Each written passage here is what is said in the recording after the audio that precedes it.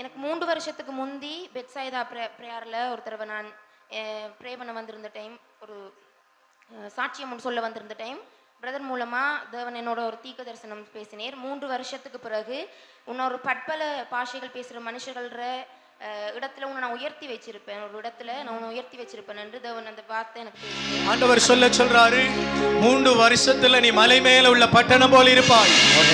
பல மனுஷர்கள் உன்னை கண்டு ஆச்சரியப்படுவார்கள். பல பாஷை பேசுகிற மனிதர்கள் மத்தியிலே நீ உயர்ந்த ஸ்தானத்தில் நிறுத்தப்படுவாய். கர்த்தர் உன்னை உயர்த்துகிறார். ஹல்லேலூயா. 3 இயர்ஸ்ல ஆண்டவர் உன்னை கண்மலை மேலே நிறுத்துவார். கர்த்தருடைய பரிசுத்த நாமத்துக்கு ஸ்தோத்திரம். ஆண்டவரே. புலம்பல் 3ஆம் அதிகாரம் 25வது வசனத்தில் சொல்லப்பட்டிருக்கிறது, கர்த்தருடைய நாமத்தை நம்புபவர்களும் அவரை தேடுவருக்கும் அவர் நல்லவர் என்ற அந்த வசனம் சொல்லப்பட்டிருக்குது.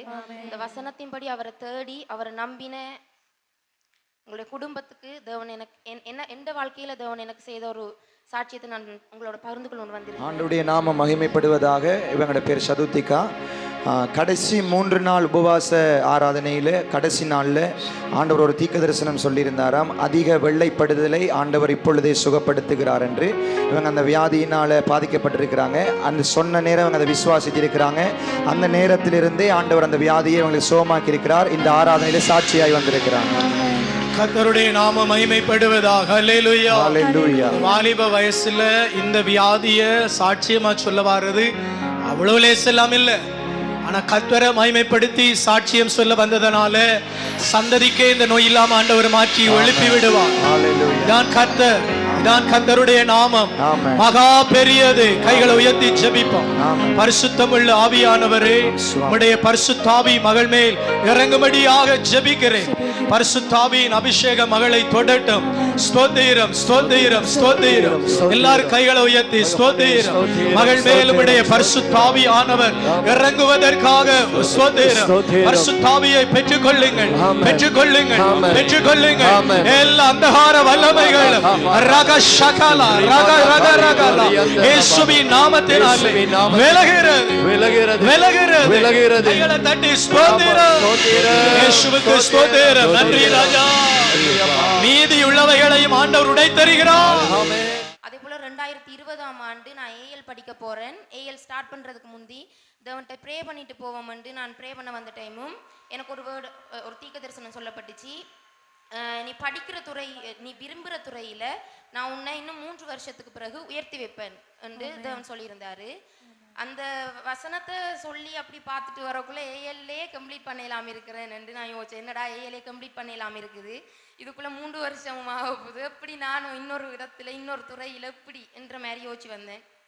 ஆனால் ஆண்டவர் ஒவ்வொரு தடவையும் நான் சோர்ந்து போக்கல ஆண்டவர் எனக்கு வசனம் தந்து சபைக்கு ஒவ்வொரு தடவையும் வரக்குள்ள என்னோடையே பேசுகிற மாதிரி இருக்கும். ஆண்டவர் வசனம் தந்து தேற்றி என்னை பலப்படுத்தி வந்த அதுக்காக தேவனுக்கு கோடான கோடி சோஸ்திரம். அவரோட வசனம் என்னை இவ்வளவு நாளும் நடத்தி இருக்குது.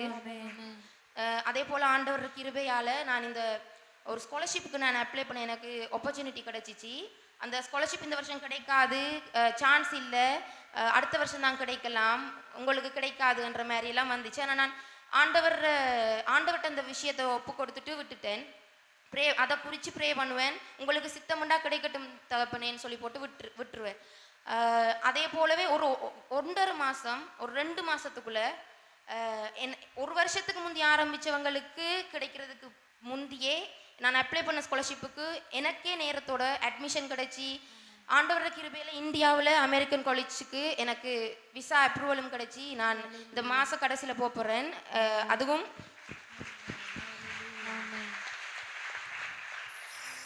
அதுவும் ஒரு 19 வயசில் பிஎஸ்சி சைக்காலஜி படிக்க அவ்வளோ ஆசை.